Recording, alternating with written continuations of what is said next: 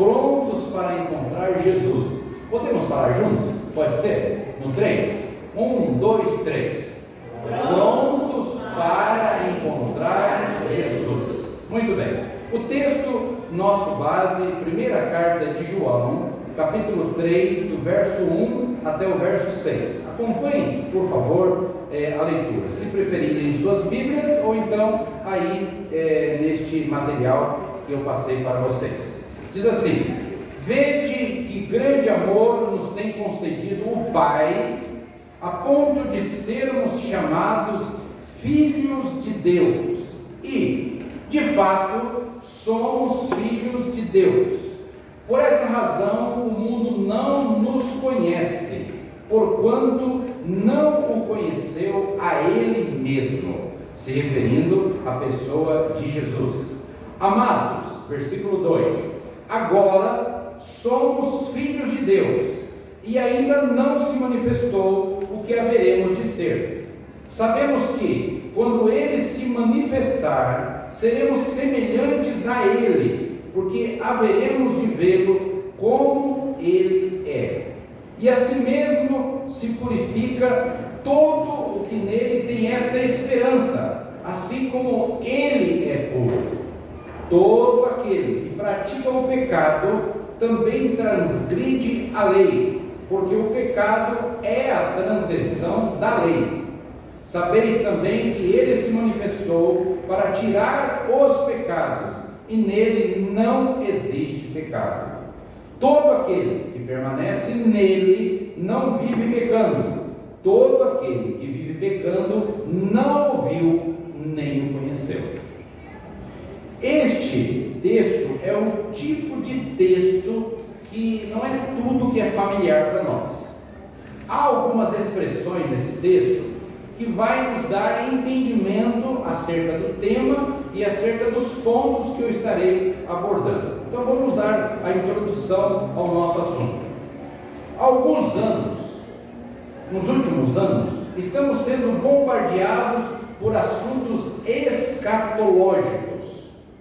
Eu sei que para muitos é um palavrão.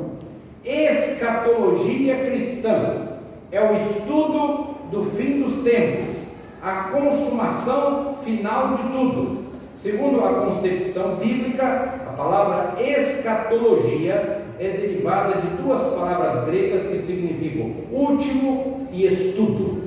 Então vamos lá. No ano de 2012, não sei se vocês se lembram de algumas informações, ele foi marcado por muitos religiosos como o ano que o nosso planeta seria destruído. 2012. Todas estas, eu estou colocando agora entre aspas, fofocas esotéricas, estou usando esse nome, tem como base o calendário maia, que termina a sua contagem em 21 de dezembro de 2012. Assim, 22 de dezembro de 2012 seria um período de recriações. Se nós observarmos esses números, nós vamos perceber que todos eles, fazendo uma inversão aí, dá 2021. É curioso. O que a Bíblia, como revelação de Deus, nos fala a esse respeito?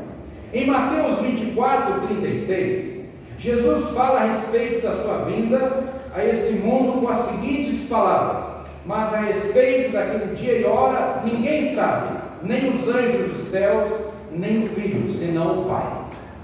Então, uma coisa que nós já devemos ir absorvendo nesta noite para o nosso comportamento de relacionamento com Deus, é de entender que a respeito daquele dia, da hora que o Senhor vai voltar, ninguém sabe, nem os anjos dos céus e nem o Filho, senão o Pai. Então nós devemos entregar isso nas mãos de Deus e nos aquietar. Assim, todos os dias são marcados pela expectativa da possibilidade do retorno de Jesus Cristo, não mais como sofredor e servo, mas agora como Senhor e reto juiz. Note que muitas vezes a gente tem dificuldade no nosso relacionamento com Deus de enxergar Deus como juiz, enxergar Deus como dando sentença sobre determinadas situações. mas nós devemos resgatar para nós esse tipo de aprendizado, entender que Deus também é juiz. Então, mesmo aqueles pormenores da nossa vida, do dia de hoje, que nós estamos vivendo, ou que vamos viver, nós devemos entender que Deus é juiz daquela situação. Eu costumo, diante de momentos em que eu sou abordado por questões de, digamos, ignorância de alguém, eu digo, cuidado, porque o juiz está à porta. Então Deus ele está julgando a sua vida e a minha vida e as nossas atitudes. Uma pessoa, quando questionada sobre uma oportunidade de um emprego, por exemplo, né, não havia marcado para falar sobre isso com vocês, né? Mas ela responde após a pergunta do entrevistador. A pergunta vem: você está preparada? Pergunta para a pessoa, para aquele trabalho? A sua resposta será sim, estou preparada. Normalmente é essa a resposta que aquela pessoa responde ao entrevistador. Eu fiz esse papel de entrevistador durante muitos anos e sempre me deparei com essa resposta daquela pessoa que estava então desejando aquele trabalho, aquele emprego, né? Se Jesus voltar em qualquer dia de qualquer ano, você estará preparado para encontrar com Ele face a face? Esta é a pergunta oportuna para esta noite, em cima do tema, né? Prontos para encontrar Jesus. Prontos para encontrar Jesus. O apóstolo João, no capítulo em que lemos, ele fala sobre essa preparação. Aliás, desde o momento em que nascemos até o último momento da nossa existência, estamos nos preparando para algo. Eu e você sempre estamos nos preparando para algo. É interessante que, ao conversar hoje com um dos irmãos da nossa igreja, dessa e também da outra igreja, nós percebemos que mesmo a pessoa estando num quadro, até em alguns casos eventuais, um quadro terminal, se você perguntar para aquela pessoa como que ela está acerca do amanhã, ela diz: eu vou sair, eu vou ser curado e amanhã ou depois da manhã, o mês que vem, eu vou fazer isso. Então a esperança, ela continua presente no coração da pessoa, mesmo quando está até muito debilitada ou numa idade muito avançada, né? Eu tenho uma irmã que eu tenho o privilégio de cuidar, de dar atenção, né? E que ela tem uma idade avançada. Vocês conhecem a minha secretária de São Paulo, né? A irmã Dineia, né? Querida irmã Dineia. A irmã Dineia continua, né, fazendo planos para março, abril, junho, julho. Eu tenho a agenda que ela está fechando já para o final do ano de 2022. Então ela acredita que ela vai estar viva, e eu também, para estarmos fazendo esse trabalho ali na região de São Paulo, né? Você está se preparando para encontrar com o Senhor Jesus? É uma pergunta. Como podemos nos preparar para contemplar o Senhor face a face? Primeira lição, vamos lá, primeiro ensinamento que eu quero contar com vocês absorvendo esse ensinamento. Sabendo da nossa posição diante de Deus. Existe uma posição que nós temos diante de Deus, eu e você. Sabemos da nossa posição diante de Deus? Cada um de nós precisa de saber da nossa posição. Isso é muito particular, pessoal. Não é um assunto que o pastor consegue intervir nisso. É muito da pessoa. Sabendo da nossa posição diante de Deus. Como é que nós extraímos esse ensinamento nesse material? Versículo número 1 diz assim: vede que grande amor nos tem concedido o Pai. Leia novamente. A ponto de sermos chamados filhos de Deus. E ele diz assim: e de fato somos filhos de Deus. Por essa razão o mundo não nos conhece, porquanto não o conheceu a Ele mesmo. Não se assuste com o fato de que as pessoas que não têm Deus, que estão vivendo no mundo todo aí afora, não ter atitudes, comportamentos que você esperava que tivesse. ou que você o adquiriu através do conhecimento da palavra e que o outro não tem. O texto é muito claro, a ponto de sermos chamados filhos de Deus, e de fato somos filhos de Deus. Quem vai dizer isso é Deus com você e você dizendo para Deus. É muito particular. Muitas pessoas dizem por aí que todos são filhos de Deus e que todos os caminhos levam ao Pai. A Bíblia não diz assim. Segundo as Escrituras Sagradas, todos somos criados por Deus. Porém, João, capítulo 1, versículo 12, referido aí ao Evangelho, nos ensina que fazemos parte da família divina ao reconhecer Jesus como Senhor em nossas vidas. João 1,12 vai dizer assim: mas a todos quantos o receberam, deu-lhes o poder de serem feitos filhos de Deus, a saber, aos que creem no seu nome.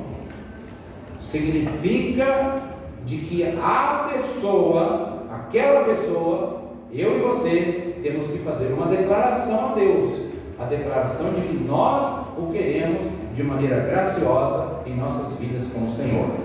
Todos são criados por Deus, é verdade. Pertencem à família de Deus aqueles que receberam Jesus e creem nele, que ele é o único e suficiente Salvador de suas vidas.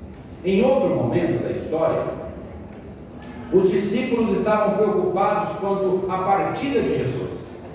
Num determinado momento, Tomé pede para que Jesus indique o caminho que leva ao Pai. Isso está escrito em João, capítulo 14, versículo 5, se você desejar conferir. Evangelho de João 14, 5. E Jesus responde: eu sou o caminho, a verdade e a vida. E ele responde ainda: ninguém vem ao Pai senão por mim. Então Jesus, ele é o caminho, a verdade e a vida. É o que vai dizer João 14, 6. Jesus é o caminho que nos leva ao Pai. Eu chamo a tua atenção de que Jesus não é um dos caminhos, e sim o caminho. Assim não há atalhos, não há caminho alternativo. Jesus, ele é o único caminho.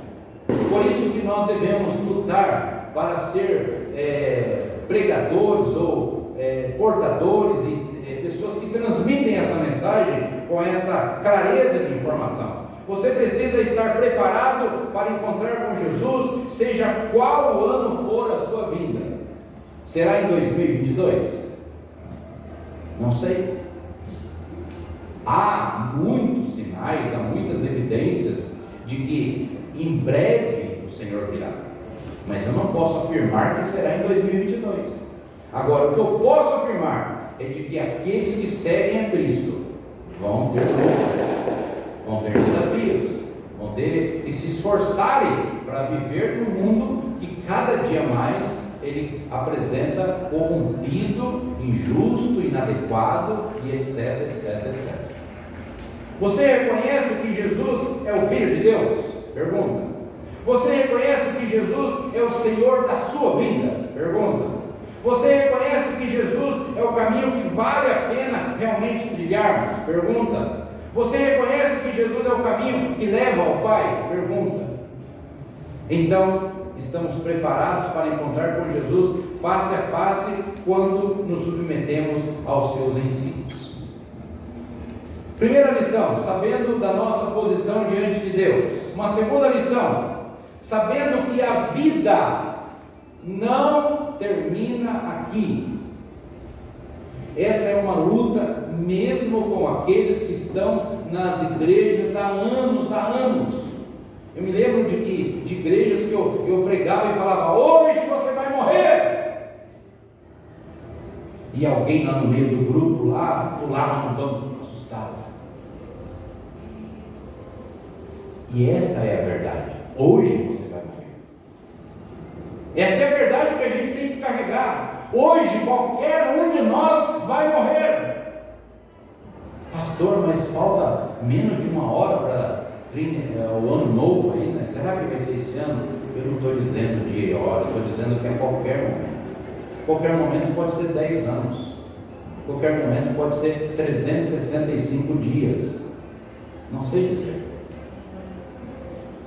O texto de 1 João capítulo 3, versículo 2 agora, sabendo que a vida não termina aqui, essa lição, segunda lição. Amados, agora somos filhos de Deus, diz a palavra, e ainda não se manifestou o que haveremos de ser, futuro.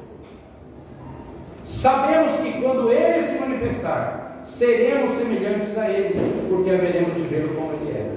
Veja a clareza do texto.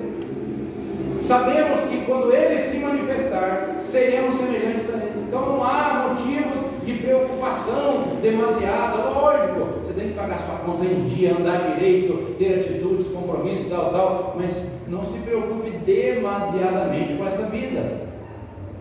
Saiba que Deus está cuidando de você. Não é tudo. Eu disse para o irmão que mencionou que não ia ao médico, eu falei: olha, irmão, eu lógico que eu não concordo com o irmão em tudo, mas parcialmente, e numa parcela muito grande, eu concordo, porque de fato, quem faz toda a obra na nossa vida é Deus. Tem pessoas que são curadas de coisas de maneira assim, né? Me lembro de situações que eu vivi na minha própria vida, que respostas vieram sobrenatural.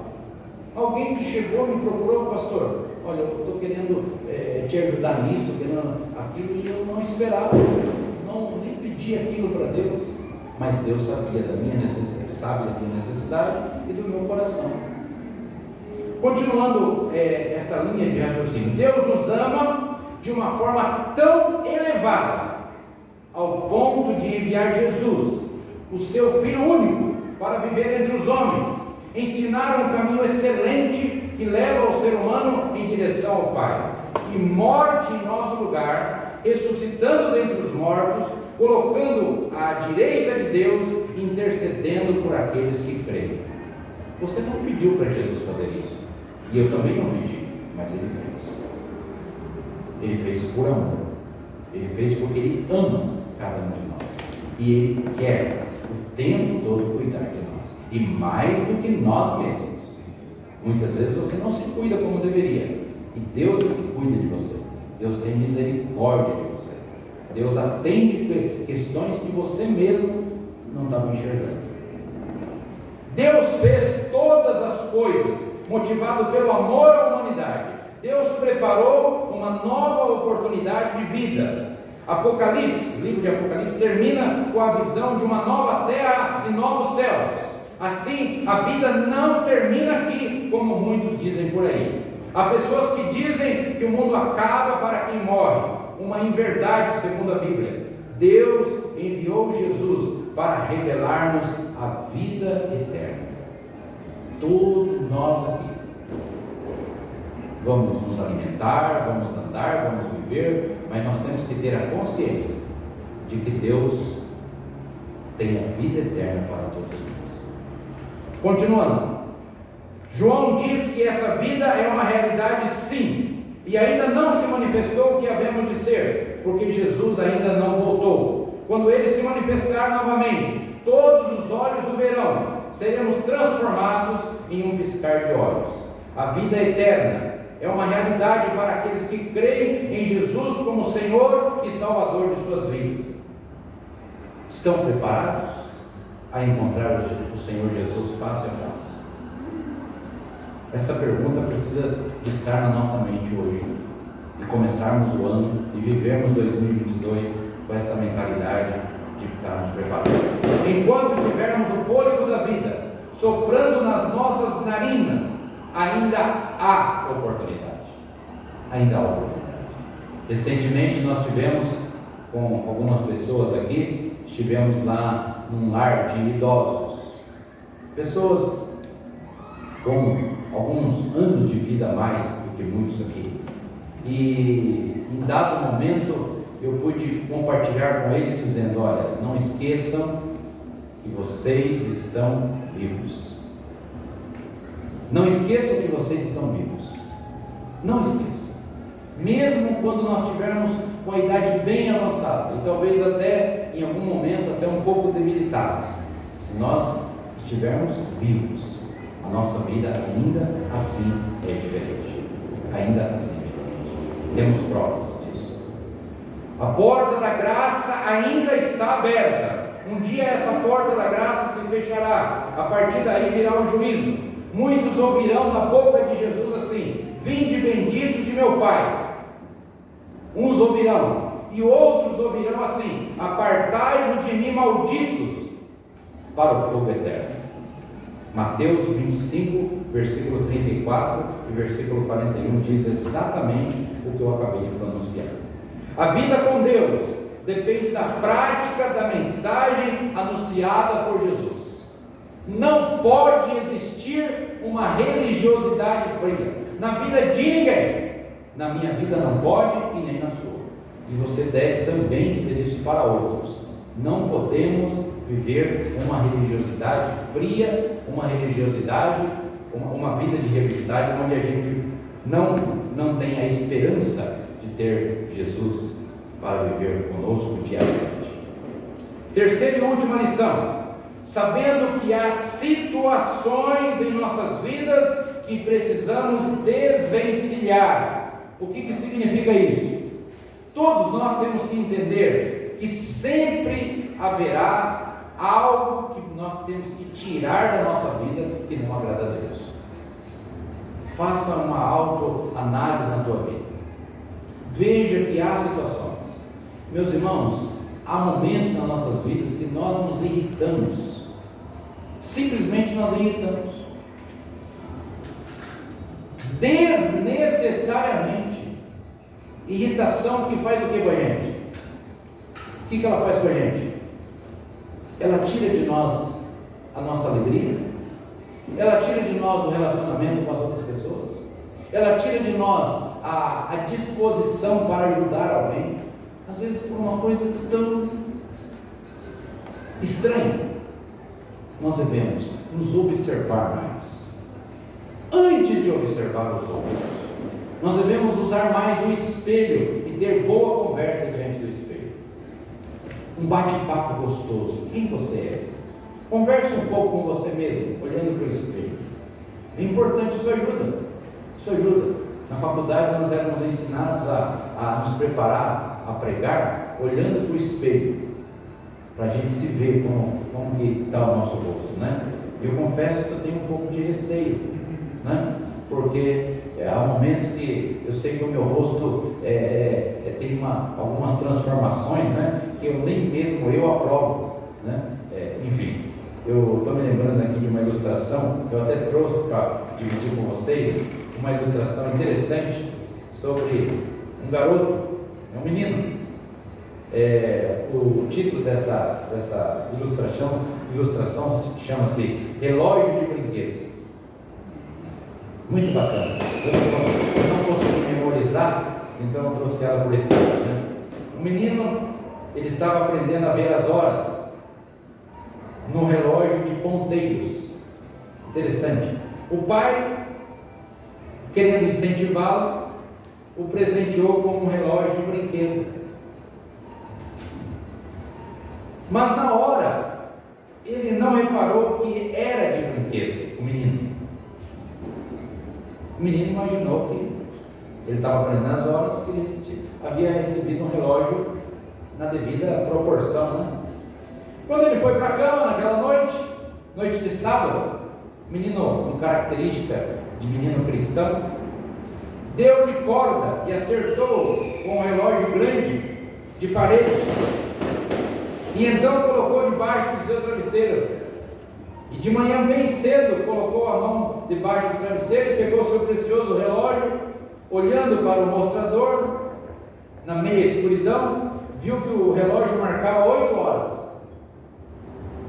Saltou da cama e correu para o quarto dos pais, gritando: gente, já são 8 horas, nós vamos chegar atrasados na escola bíblica.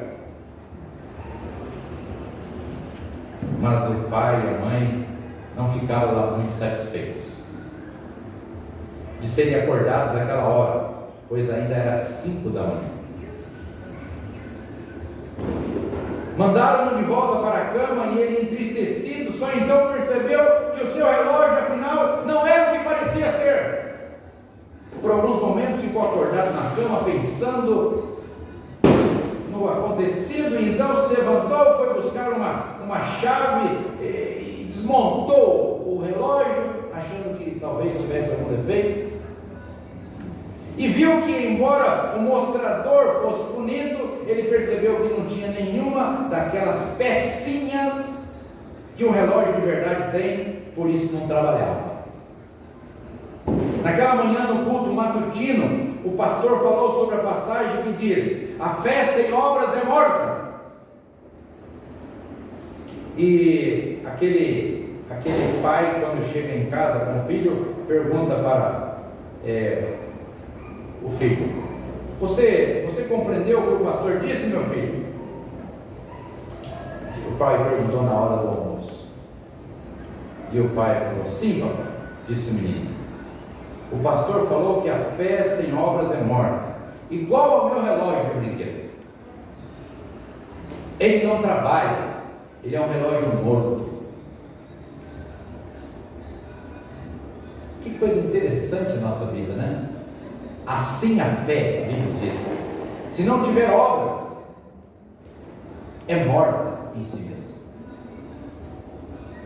Qualquer igreja, qualquer lugar que você estiver, que você se deparar com pessoas que dizem e não fazem, é fé morta. É o relógio do brinquedo. É um relógio que não funciona. O relógio, para ter utilidade, ele precisa de funcionar, né? Tem até um ditado brincalhão aí que relógio que atrasa não adianta. Já ouviu essa frase? Sabendo que há situações em nossas vidas que precisamos desvencilhar. 1 de João capítulo 3, versículo 3, atente para esse texto. E assim mesmo se purifica todo que nele tem essa esperança, assim como ele é puro. Note que o versículo é muito claro. Assim mesmo se purifica. O que significa isso? Significa que a própria pessoa, ela cai em si e ela faz uma autoanálise da sua vida, e ela então começa a se libertar de coisas que ela mesma está enxergando. Não é preciso de pastor ou igreja tal dar cartilhas, não precisa disso. O primeiro dia do ano é um momento em que ficamos comovidos com a possibilidade de uma nova situação sobre as nossas vidas. Muitos ficam profundamente emocionados porque desfrutamos muitas vezes da comunhão em família, igreja, muita alegria, né? A gente andando por aí, a gente viu até alguns excessos, né? Tem pessoas que a essa hora elas já estão embriagadas. Eu penso que a minha vizinhança lá, eu penso que alguém já estava embriagado desde ontem, pelos comportamentos que eu andei ouvindo de longa distância. Cuidado com isso, né? Primeiro dia do ano é um momento em que esperamos que o novo ano seja abençoado por Deus, que a nossa família esteja mais unida, que tenhamos novas oportunidades em nosso trabalho, que tenhamos condições de crescer como pessoa. Em outras palavras, o primeiro dia do ano é resumido em esperança.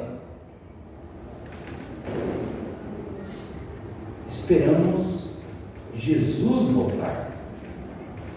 Esperamos estar com o Pai. João diz que não há outra esperança: viver em santidade, buscar a santidade, buscar ser separado de coisas que podem tirar de você aquela integridade de caráter, de vida, em que você pode continuar sendo identificado como alguém que de fato tem uma comunhão com Deus. O apóstolo João diz assim: e assim mesmo purifica todo que nele tem a esperança, assim como ele é puro. Na verdade, João relembra a lei contida em Levíticos 20, versículo 7, que diz assim: santificai-vos e sede santos, pois eu sou o Senhor vosso Deus. O nosso relacionamento com Deus, ele tem que ser um relacionamento na mesma proporção de quem é Deus. Por isso que a Bíblia, ela se refere a nós mais como discípulos. Uma hora vocês estudem sobre isso, você vai encontrar muito mais o nome das pessoas que seguem a Cristo, o nome como discípulo. Discípulo é aquele que aprende com o seu mestre. O discípulo é aquele que procura imitar o seu mestre. Então a palavra discípulo é profunda, é rica, e nós devemos trazê-la para os dias de hoje na igreja. O nome crente ele é meio vulgar, ele é meio pobre para nós. Não que não devamos usar, mas que discípulo ele encaixa melhor. Tem muitas pessoas, por exemplo, que ela pode fazer parte de uma igreja e ser até membro de uma igreja e não ser discípulo. O discípulo é diferente. O discípulo ele não espera ser mandado, ele se apresenta como voluntário. Ele fala: conte comigo. Ele fala antes, ele já vê a necessidade, ele está enxergando e ele se apresenta para ser aquele que ajuda a solucionar. Preparamos para encontrar Jesus quando procuramos ser hoje melhores do que ontem. Em 2022, melhores do que fomos em 2021, 2020, etc, etc, etc. Talvez você esteja pensando: como posso santificar? Pode ser uma pergunta. Vivendo segundo a Bíblia. Devemos aprender. A Bíblia é um manual que orienta-nos em tudo. Às vezes no dia a dia, estou com alguém e eu falo: você sabe o que Jesus disse a respeito disso? Você sabe o que Jesus diz a respeito daquilo? Eu fico assim muito abatido e preocupado quando a pessoa responde: não sei. Que pena. Porque se a gente soubesse muitas coisas, nós não sofreríamos. Porque nós estaríamos já vivendo isso, porque não é difícil viver em Cristo. Em Cristo. Tanto que ele diz assim: vinde a mim, todos vocês que estão cansados e oprimidos, ele diz. E ele fala assim, gostou desse texto, Mateus 11, 28, ele fala assim: e eu vos aliviarei. Fica sossegado. Talvez você olhe para você e você fale assim: mas eu não tenho condições de fazer isso. Não se preocupe, só se apresente.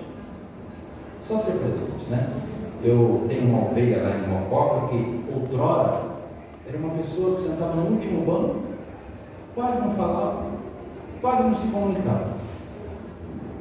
Praticamente entrava, como diz alguém brincando, entrava mudo e seria calado, Hoje ele é uma das pessoas que mais demonstra assim, um interesse, ir atrás, e conversar, inclusive domingo à noite é ele que vai pregar.